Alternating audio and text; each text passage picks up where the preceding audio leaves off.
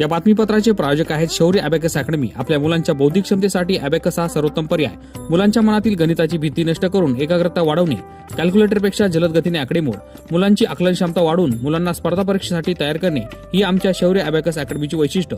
राज्यस्तरीय व राष्ट्रीय स्तरावरील अबॅकसच्या स्पर्धांसाठी सहभागी होण्याची सुवर्णसंधी। नवीन बॅच सुरू। यासह प्रथम आलेल्या 50 विद्यार्थ्यांना फी मध्ये 10% सवलत। स्क्रीनवरील नंबरवर आता संपर्क करा। आजच भेट द्या। शौर्य abacus academy, Paregaon road, Yeola. विशेष प्रकरण फार गाजलं होतं धर्मांतर प्रकरण। त्याची मुख्य आरोपी निदा खान फरार आहे, परंतु ती सध्या आरोपींच्या संपर्कात असल्याची माहिती पॉल डिटेल्स मधून समोर आली। माझं असं म्हणणं आहे की पोलीस आपलं काम करतायत। काही लोकांना अरेस्ट झालेला आहे। या डेटा TCS कंपनीची म्हणतात चौकशी सुरू आहे आणि जर चौकशी पोलिसांच्या हातात गेली की ते शेवटपर्यंत ते जाणार। तुमचं आमचं काम आणि मीडियाचं काम एवढंच आहे की याच्यामध्ये काही कंपनीचा दोष नाही आहे। TCS कंपनी ज्या अख्ख्या भारतात नव्हे अख्ख्या जगामध्ये आहे। आता कोण कुठे काही काम करत असेल तर त्याच्यामुळे कंपनी बदनाम करणं हे बरोबर नाही आणि म्हणून पोलिसांना त्यांचं काम करू द्या। पोलिसांनी ते कडक काम करावं। जे कोणी चुकीचं वागले असतील त्यांना पूर्ण शिक्षा करावी, पण लोकांनी उगीच TCS सारख्या कंपनीला बदनाम जास्ती करू नये। ठीक आहे, आणि जर ह्या कंपन्या जर गेल्या नाशकात तर दुसरी कंपनी निश्चितपणे येणार नाही। सगळ्यात टॉप कंपनी जी आहे TCS हीच आहे हिंदुस्थानामध्ये, आणि तुम्ही तिलाच येतं बदनाम करून येतं बंदच करून टाकायचे। अशा पद्धतीनं आपण वागता कामा नये। त्यातले काही लोक चुकीले असतील त्यांना कडक शिक्षा करा। आमचं त्याच्याबद्दल काही म्हणणं नाही। राज्यामध्ये लाडक्या बहिणीची पडताळणी झाली होती। 12 लाख जे महिला 12,915 महिला लाभार्थी अपात्र ठरल्या। जवळजवळ 6,457 महिलांकडून 11 कोटींची रक्कम शासनाने वसूल केली। मग यात अनेक ज्या लाभार्थी नव्हते त्यांनी सुद्धा लाभ उचलले, काही पुरुषांच्या नावावर लाभ उचलले गेले। असं आहे ना की सरकार फार चांगल्या मनानं लोकांना, गरिबांना मदत व्हावी म्हणून एखादी ज्यावेळेला योजना पुढे आणतं त्यावेळेला अशा काही लोक जे आहेत त्यांनी त्या योजनेचा बोजवारा उडवता कामा नये। जर तुम्हाला स्पष्ट सांगितलेलं होतं की एका घरामध्ये 2च महिलांना मिळेल, त्यांच्यामध्ये 4 चाकी गाडी नको, अमुक नको, तमुक नको, त्यांचं उत्पन्न, त्यांचं घर, अशा अनेक अटी टाकलेल्या होत्या। तरी सुद्धा काही काही घरात 4-4 महिलांनी पैसे उचलले, काही नाही तर पुरुषांनी तर काय गडबडीत आणखीन काय केल्या। मग स्वाभाविक आहे हे जर काही चुकीचं आहे हे आपोआप पुढे येतं, कोण ना कोणतरी सांगतं, त्याची चौकशी होते। साहेब, अशोक खरातमुळे रुपाली चाकणकर यांना पद सोडावं लागलं। आता अशोक दुसरा भोसले जो पुण्यात बाळूमामाचा अवतार सांगायचा त्याला अटक झाली आणि रुपाली ठोंबरे ज्या राष्ट्रवादीच्या नेत्या आहेत त्यांचे फोटो त्यांच्याबरोबर व्हायरल झाले। मी तरी अजून काही ते ऐकलं नाही हे दुसरं आणखी कोणी पुण्याचं काय प्रकरण, परंतु जे काय आता असेल तर पोलीस चौकशी करतील, मग पाहू। त्यांनी काल मध्यरात्री वर्षा निवासस्थानावर भेट घेतली असं ट्विट प्रबुद्ध भारत एक मीडिया संस्था आहे, उद्धव ठाकरेंनी भेट घेतली असं ट्विट त्या प्रबुद्ध भारत मीडिया संस्थेने केलं। त्याच्यामुळे राजकीय खळबळ उडाली। आता यावर मुख्यमंत्र्यांनी असं उत्तर दिलंय की अशा खोट्या बातम्या पसरवणाऱ्या हँडल्सवर त्याच्यावर आम्ही कारवाई करू। नाही, लपून छपून भेटायचं कारण का? मुख्यमंत्र्याला कुणीही विरोधी पक्ष नेता असेल, पवार साहेब पण भेटायचे। अरे पब्लिक अनेक वेळा लोकांचं काम असतं आणि हे जे आहे सार्वजनिक क्षेत्रातले हे नेते आहेत, पक्षाचे नेते आहेत, काही पॉलिसी असेल, काही काम असेल, काही अडचण असेल, मुख्यमंत्र्यांनाच भेटणार ना, आणखी कुणाला भेटणार? त्याच्यामध्ये लपून छपून भेटायचं काय कारण आहे? ओपनली भेटतील, पण ते अशा रीतीनं काय बातम्या पसरवण्याचं काही कारण नाही। एक वाद सुरू झालाय। मराठी भाषा रिक्षा चालकांना सक्तीची करण्यात आलेली आहे, परंतु यावर मुख्यमंत्र्यांनी असं स्टेटमेंट दिले की ज्यांना मराठी भाषा येत नाही त्यांना आम्ही शिकवू, परंतु आता यावरून वाद घालू नये। बरोबर आहे ना। आता एवढं प्रचंड प्रमाणावर जे आहे हा वर्ग आहे की ज्यांना म्हणजे जो महाराष्ट्रातला नाही, हे टॅक्सी चालवणारे, रिक्षा चालवणारे किंवा इतर ठिकाणचे, आणि दुर्दैवाने ते अजूनही बरोबर काही मराठी शिकले, काही शिकले, काही नाही शिकले. तर त्यावरून त्यांनी सांगितलं की ठीक आहे, काय या लोकांना आता मराठी शिकवावं लागेल. काय तर काहीतरी एक योजना आखतीलच ते. खरं म्हणजे माझं म्हणणं, हे सगळे जे गाड्या, ट्रक ड्रायव्हर, अमुक तमुक, PWD मिनिस्टर तेव्हा पण सांगतोय की यांचे पण एक एक 2-2 दिवसाचे हे कोर्स घेतले पाहिजे की डाव्या बाजूने कोणी चालायचं, मधून कोणी चालायचं, डिवायडरच्या बाजूने कोणी चालायचं. हे अनेक जे आहेत नियम जे आहेत ते नियम पाळतच नाही कोणी. तसंच या बाबतीत सुद्धा जे आहे, आवश्यक तेवढं तरी मराठी जे आहे त्यांनी ते शिकलं पाहिजे. आणि एक आहे की आपले मराठी लोक ज्या वेळेला गुजरातमध्ये जातात, गुजराती बोलतात, तामिळनाडूमध्ये गेले तर तमिळ बोलतात. तसं इथे सुद्धा जे आहे, कामापुरतं तरी ह्या लोकांनी जे आहे मराठी बोललंच पाहिजे. आणि त्यासाठी तर सीएम सांगतात ते अगदी बरोबर आहे. वाद करून काय मुद्दा काय मिटणार नाही. ठीक आहे ना, त्यांना दिवसाचा एखाद तासाचा क्लास वगैरे लावून वगैरे वेगवेगळ्या संस्था निर्माण करून ते करता येईल आपल्याला, तर करूया ना. 40 वर्षांपूर्वी हे पुस्तक प्रिंट करण्यात आलं होतं. आमदार संजय गायकवाड यांनी प्रकाशकांना शिवीगाळ केली. त्यावर आता उपमुख्यमंत्री शिंदे यांनी त्यांची समज देऊन कान टोचले. टोचायलाच पाहिजे होते ना. ज्या पद्धतीनं ते शिवीगाळ करतात, दमबाजी करतात, त्यामुळे सीएम साहेब सुद्धा त्यांनी सुद्धा त्यांना त्याच्या विरुद्ध नाराजी प्रकट केली. एकनाथराव शिंदे यांनी सुद्धा त्यांना दम मारला. आणि पुस्तक वाचा, तो एक इतिहास आहे. त्यांना जो वाटतो की खरा इतिहास हा आहे, तो मांडण्याचा प्रयत्न जे आहे त्या पुस्तकात केलेला आहे. आणि त्या पुस्तक छापून किती वर्ष झाले, आणि त्याच्या हजारने लाखो प्रती गेलेल्या आहेत.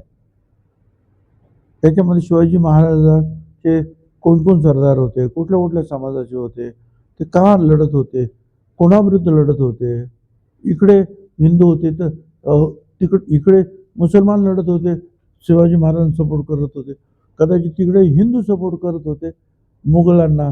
म्हणजे ही लढाई, त्यांचं म्हणणं होतं, ही लढाई 2 धर्माची नव्हती, ही लढाई अन्यायाच्या विरुद्ध न्याय मिळवण्यासाठी महाराजांनी शस्त्र हातात धरलेलं होतं. पण महाराजांच्या स्वतःच्या सैन्यामध्ये अनेक मुसलमान होते. त्यांची बॉडीगार्ड 3 नेहमी मुसलमान असायचे. ज्या वेळेला रायगड बांधला आणि मंदिर बांधलं, तेव्हा जिजामातांनी सांगितलं आपल्या मुसलमान सैनिकांसाठी मशीद कुठे आहे, ती मशीद समोरच बांधली महाराजांनी. तर अशा ज्या अनेक गोष्टीवरून त्यांचं म्हणणं आहे की नक्की महाराजांचा हेतू काय होता. आता असं आहे ना, हा अभ्यास करून इतिहासातून त्याचा निषेध करून मांडण्याचा मुद्दा आहे. त्याच्यावर बाकीच्यांनी असं बोलावं आणि दमबाजी करावी, वरवर नुसतं आपलं काहीतरी वाचवं, हे काही बरोबर नाही. आणि त्याचं बरोबर जे आहे एकनाथराव शिंदे यांनी जे आहे किंवा सीएम साहेबांनी कान टोचले, ते बरोबर आहे. सुनेत्रा पवार यांचे मुख्यमंत्री म्हणून बॅनर्स घातले काही कार्यकर्ते. माझं म्हणणं आहे, कार्यकर्त्यांना माझी विनंती आहे की आपण, मला असं वाटतं की अजितदादा मुख्यमंत्री व्हायला पाहिजे. मला असाही वाटतं की सुनेत्रा त्यांना एक ना एक दिवशी महाराष्ट्राच्या मुख्यमंत्री व्हायला पाहिजे. अनेक जण, मायावती झाल्या, सुचिता कृपलानी झाल्या, जयललिता झाल्या, ममता दीदी झाल्या, महाराष्ट्रात पण, इथे राजस्थानमध्ये झाल्या, महाराष्ट्रात पण व्हायला पाहिजे. पण तुम्ही ज्या पद्धतीने बॅनर पोस्टर लावता, त्यामुळे त्यांचं नुकसान होणार आहे हे लक्षात ठेवा. कारण मग असंच होतं की मग अरे मग BJPचे लोक म्हणजे तुम्ही आमचं पद घ्यायला आलात का इकडे, तर उगीच काय आज काही वेळ आहे का, पद काही खाली आहे का. त्याच्यामुळे आपण जे जास्त काय म्हणतात निष्ठावंत आहोत ते दाखवण्याचा काही प्रयत्न करण्याची काही गरज नाही. त्यांना शुभेच्छा आपण देऊया की त्यांच्या हातून चांगलं काम होईल आणि राज्याचं नाही देशाचं नेतृत्व करण्यापर्यंत पुढे जातील. पण हे असं म्हटल्यामुळं जे आहे, अनेक पक्षांना उगीच आपण दुखावतो आणि त्याचं नुकसान होतं, हे आमच्या कार्यकर्त्यांनी लक्षात ठेवायला पाहिजे. तर बालविवाह बंदी कायदा लागू असताना सोलापूर महानगरपालिका हद्दीमध्ये 4 ते 5 अल्पवयीन बालमाता आढळून आल्याची माहिती समोर आलेली आहे. खूप धक्कादायक आहे. हे आहे काही ठिकाणी जे आहे राज्यामध्ये हे प्रकार होत आहेत आणि ते माहिती झाल्यानंतर ताबडतोब सामाजिक कार्यकर्ते आणि पोलीससुद्धा त्याच्यावर कारवाई करतात आणि राज्यातली दिशासुद्धा दुर्दैवाने अजूनही अशा प्रकारच्या काही गोष्टी घडत असतात. शेवटचा प्रश्न घेतोय. राज्यात शेतकऱ्यांना 2 लाखापर्यंत कर्जमाफी देण्याचा आता विचार सध्या झाला आहे, तयारीत आहे सरकार आणि 35 लाख शेतकऱ्यांना याचा फायदा होतो. तर या संदर्भात काय माहिती? चांगली गोष्ट आहे ना. सतत आपण जे आहे पहिल्यांदा शिवाजी महाराज कर्जमुक्ती योजना दिली, नंतर महात्मा फुले कर्जमुक्ती योजना दिली, आता अहिल्याबाईंच्या नावाने आपण देत आहोत. हे खरंच आहे ना की एक तर जे आहेत जे आपण पिकवतो त्याला ते एक्सपोर्ट होत नाही आहेत, त्याला अनेक गोष्टी आहेत, त्याच्यामुळे भाव कोसळत आहेत आणि शेतकऱ्याला हे जगवायलाच पाहिजे ना. शेतकरी जगला तर जग जगणार आहे, त्याच्यामुळे त्यांना मदत करायलाच पाहिजे. हे सरकारचं काम आहे. अनेक उद्योगधंद्यांना सुद्धा मदत करतातच ना बँका, सरकार वगैरे. अडचणीत आल्या तर मग ते OTS वगैरे अमुक तमुक करून ते एक प्रकारे मदतच जाते त्यांना. तसंच शेतकऱ्यांना अडचणीच्या काळामध्ये मदत करायला पाहिजे, कारण पाणी आणि अन्न आणि हवा ह्या 3 गोष्टी ज्या आहे माणसाला जीवनावश्यक आहेत, त्या सांभाळण्याचं काम आम्ही सगळ्यांनी करायला पाहिजे. रामदास स्वामींना त्यांनी आपलं हे सोपून दिलं, त्यावर बराच वादंग उठला आणि स्तरातून टीका होते. असं आहे की या सगळ्या धीरेंद्र स्वामी वगैरे जे आहे त्यांना आपल्याला मोठे केले, पण आता त्यांना जे काय करते आणि देवाचं बोलावं ना. इतिहासामध्ये डोकवायचं काय कारण आहे? त्यांना माहिती आहे का शिवाजी महाराजांचा इतिहास माहीत नाही, काही नाही. काय शिवाजी महाराजांची आणि रामदास स्वामीची मीटिंग झाली का याच्यावरच लोकांचा जे आक्षेप आहे. त्यांची कधी भेट झालेली आहे? काही माहीत नसताना जे आहे इन्होंने राज्य उनको दिया फिर उन्होंने राज्य उनको परत. अरे काय काय खेळ होता काय? आणि खरोखर अशा लोकांचा जो आहे ना निषेध करा. मी सुद्धा निषेध करतो.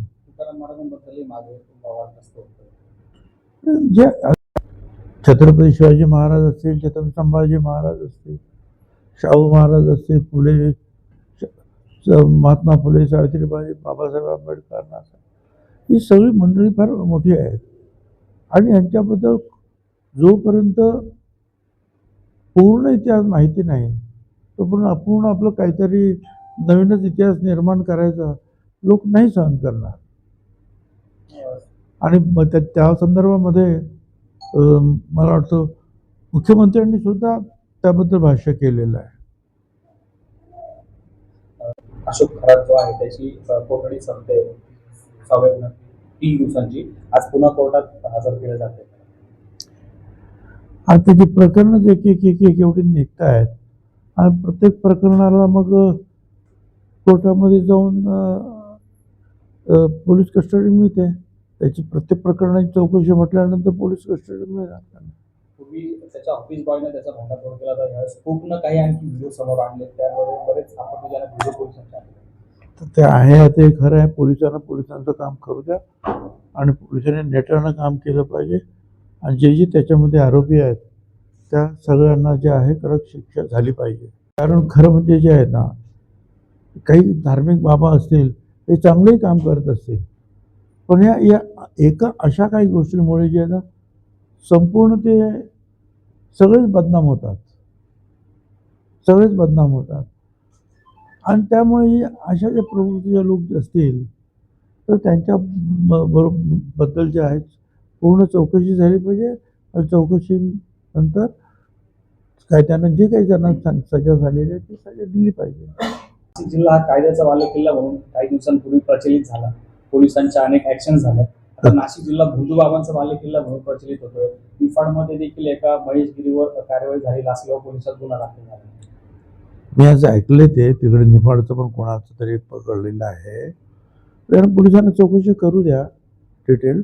मी पोलिसांना विचारतो नक्की काय आहे ते बघूया. एक दोन लोकांमुळे जे आहे, आता नाशिक जे आहे पहिल्यापासून त्यांना आपण मंत्रभूमी म्हणतो. अनेक प्रकारचे जे आहेत इथे कुंभमेळा, वेगवेगळ्या प्रकारचे पार त्र्यंबकेश्वरपासून नाशिक वेगवेगळे आखाडे आहेत. त्याच्यामध्ये वेगवेगळे साधू संत सगळे हे राहतात.